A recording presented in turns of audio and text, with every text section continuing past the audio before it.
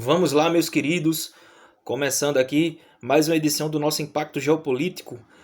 Vamos embora repercutir alguns acontecimentos da semana. Claro, o enfoque vai ser essa questão entre Rússia e Ucrânia, né? Enfim, ocorreram aí algumas notícias, né? A imprensa veiculou alguns boatos, né? Posso nomeá-los assim, veiculou algumas informações um pouco desencontradas. Vamos comentar sobre isso também. Vamos falar também sobre a visita do presidente brasileiro Jair Bolsonaro à Rússia. Vamos repercutir isso. Mas antes, vamos falar aqui sobre a Ucrânia especificamente. Vamos falar sobre algo que me chamou muita atenção que aconteceu lá na Ucrânia na data de ontem, inclusive na data de ontem. Bem, houve um feriado patriótico, um feriado patriótico na Ucrânia, decretado pelo então presidente Volodymyr Zelensky. Né? O Zelensky, ele decretou um feriado em seu país, né, mediante ameaças de invasão por parte da Rússia. Bem, a Rússia ameaçou invadir? Será mesmo? Não. Segundo informações, né, mediante boatos, né, de invasão por parte da Rússia, diplomatas britânicos começaram a espalhar que a data de ontem, o dia 16 de fevereiro, seria o dia D.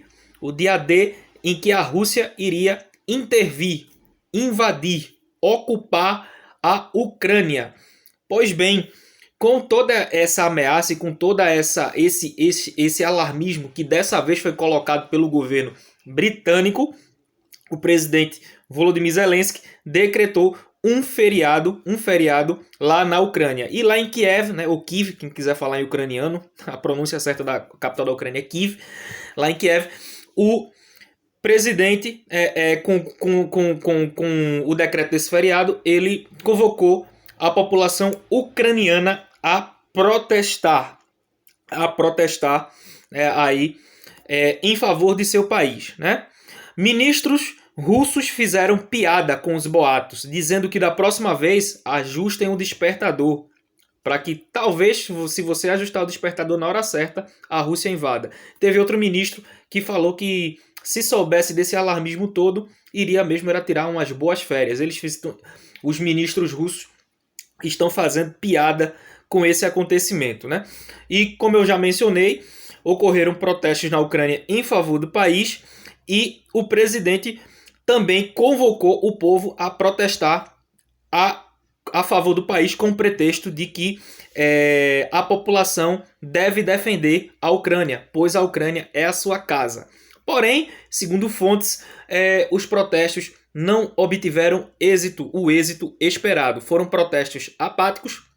A boa parte da população não compareceu a esses protestos convocados pelo governo e também quem foi demonstrou cansaço. Cansaço pelo alarmismo, cansaço pela histeria da imprensa, né? A imprensa, ela vem divulgando, vem macetando de forma sensacionalista, de forma extremamente histérica essas questões entre Rússia e Ucrânia. E a imprensa, né, vem tendo um papel bastante desestimulador, né, bastante decepcionante para a população ucraniana, que tem aí visto muitos boatos e muito sensacionalismo por parte da imprensa. Pois bem, a OTAN, ela diz que a Rússia não recuou como o prometido, né? Porque houve essa proposta,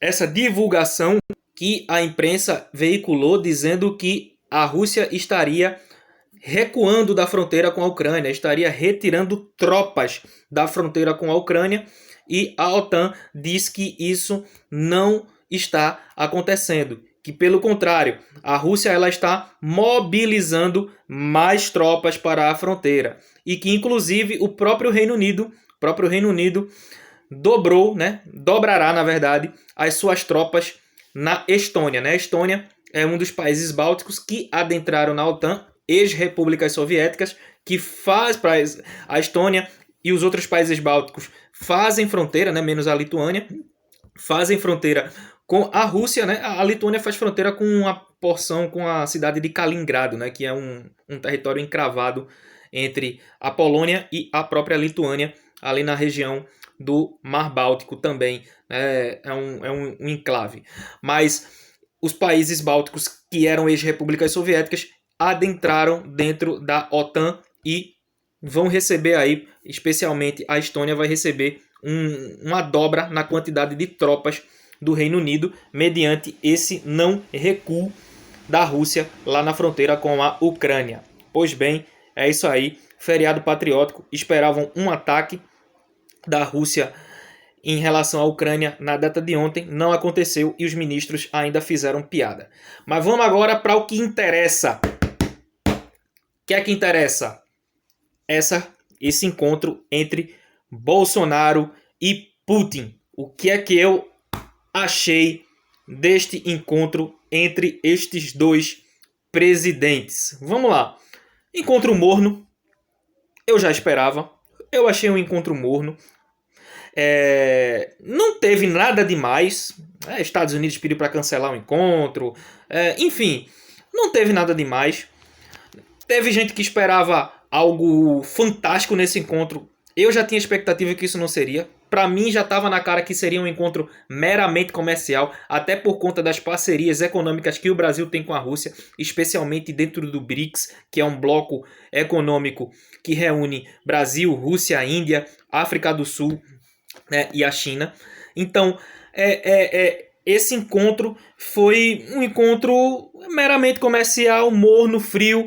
Bolsonaro falou a frase somos solidários à Rússia, mas não houve citação à Ucrânia, deixando uma certa neutralidade. Até porque houve uma recomendação do Itamaraty, né, que é o órgão do Ministério das Relações Exteriores que cuida das relações do Brasil com outros países, né? O Itamaraty recomendou para que não houvesse citação do nome da Ucrânia nesta reunião.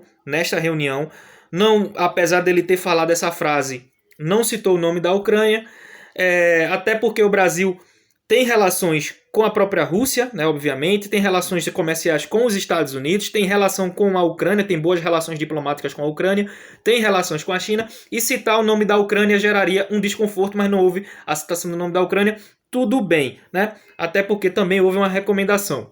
Mas a gente fica até com medo, né? Porque o presidente brasileiro, ele é um cara que fala coisas tão fortes, né, que deixa algumas coisas deixa nós estarrecidos, né? Mas ainda bem que ele não falou nada, não falou nenhuma besteira.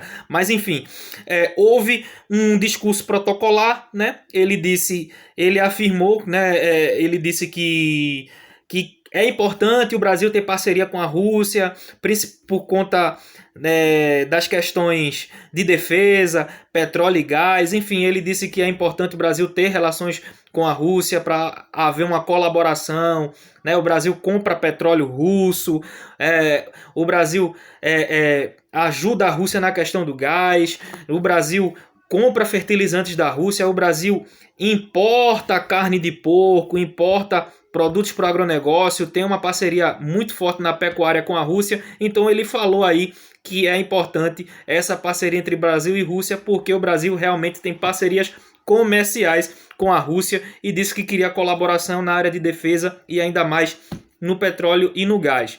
Pois bem, isso é uma conversa muito protocolar, é uma conversa muito esperada por conta das relações comerciais que esses dois países têm.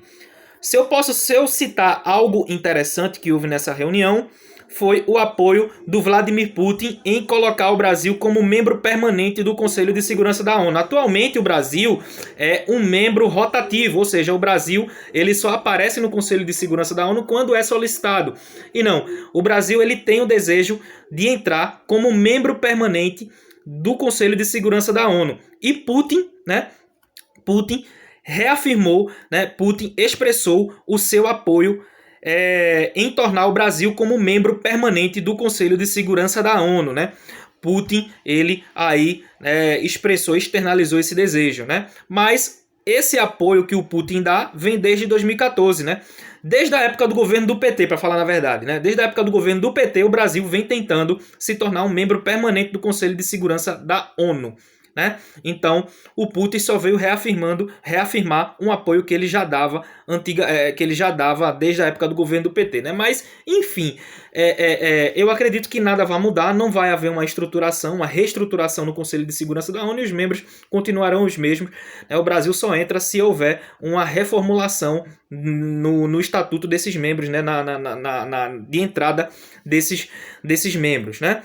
Putin também externalizou o interesse de participar. Antes de eu falar disso, Putin ele prestou condolências pela tragédia em Petrópolis, no Rio de Janeiro. Né? Vocês devem estar acompanhando aí nos telejornais falando sobre essa tragédia, sobre essa chuva, né, que caiu intensamente na região de Petrópolis, no estado do Rio de Janeiro, deixou pessoas desabrigadas. Eu não publiquei vídeos aqui no nosso Instagram, não publiquei vídeo aqui nas minhas redes sociais, por se tratar de uma tragédia. Poxa, tinha gente sendo levada pela correnteza da chuva, da água da chuva nas ruas de Petrópolis, gente sendo arrastada, né? Carros sendo arrastados, casas caindo. Então eu não publiquei, como eu não sou uma pessoa sensacionalista, não publiquei esse tipo de vídeo em respeito às pessoas, né, que morreram, ou às famílias das pessoas que estão sendo afetadas por essas enchentes lá no Rio de Janeiro, que foram cenas, eu vi os vídeos, foram cenas assim, assustadoras, né? Então, Bolsonaro, em nenhum momento lá, ele falou sobre essa tragédia que aconteceu aqui no Brasil, no estado do Rio de Janeiro. Mas o Putin foi lá e prestou condolências. Pois bem, ele foi lá e aceitou, né? Putin externalizou o interesse de participar do consórcio para construir, na verdade, a usina nuclear Angra 3, né, em Angra dos Reis. Né? O Brasil possui 2 usinas nucleares lá no Rio de Janeiro, a usina de Angra 1 e Angra 2. Está em proposta de construção a usina de Angra 3, lá em Angra dos Reis, no Rio de Janeiro, e Putin falou que quer que a estatal russa, a estatal de energia russa, participe da licitação para entrar no consórcio para construir e desenvolver essa usina nuclear que tem projeto de construção lá na cidade de Angra dos Reis, no Rio de Janeiro. Pois bem, foi basicamente isso. Fora isso, né, não houve nada de fantástico nessa reunião. Foi uma reunião extremamente e estritamente comercial que serviu para reafirmar as parcerias entre Brasil e Rússia. Outro dado que eu posso falar para vocês. Enquanto o presidente francês, o Emmanuel Macron, e o primeiro-ministro da Alemanha, o Olaf Scholz, eles se recusaram de fazer o teste PCR para se encontrar com Putin e sentar perto dele, Bolsonaro topou. Bolsonaro fez ao menos 5 testes PCR para evitar o Covid, né? Para detectar o Covid, na verdade. Né? O Putin, ele é um cara muito purista, ele é um cara que tem muito medo de se contaminar. E mesmo que você esteja vacinado e tal, tenha feito teste no aeroporto e tal, ele pede para que, se alguém for encontrar com ele, faça o teste PCR lá no Kremlin, lá no palácio do governo da Rússia. Então, Bolsonaro se submeteu a, no máximo, 5 testes PCR para poder encontrar com Putin. Né? Logo, Bolsonaro, que tem esses discursos anti-vacina, discursos aí que remetem ao negacionismo, topou fazer isso para se encontrar com o Putin, né? E os outros presidentes, né, o da França, o primeiro-ministro da Alemanha, não toparam fazer isso, né? O Macron, ele disse que não queria fazer o teste PCR porque não queria ter seu DNA roubado pela Rússia. Enfim, pois outra coisa que esse encontro gerou foi memes. Muitos memes foram gerados. Teve até meme dizendo que Bolsonaro iria evitar a Terceira Guerra Mundial. Memes, uma brincadeira, né? Foram brincadeiras feitas pela galera aí, pelo povo memeiro. Obviamente, teve pessoas que acreditaram nisso, né? Principalmente as pessoas mais aficionadas no Jair Bolsonaro, né? Principalmente as pessoas, os fãs dele, né? As pessoas mais aficionadas na sua personalidade, na sua pessoa, obviamente, acreditaram nesses memes dizendo que Bolsonaro iria evitar a Terceira Guerra Mundial e que Putin iria consultar Bolsonaro se era para invadir a Ucrânia, sim ou não, né? Lógico que isso era brincadeira, o pessoal tava brincando, tirando onda, tirando sarro com isso, mas teve gente que obviamente acreditou, principalmente os mais apoiadores do presidente. Pois bem, pessoal, é isso. Isso é o que eu achei desse encontro. Espero que vocês tenham gostado. Muito obrigado. Compartilhe com seus amigos. Valeu. Falou.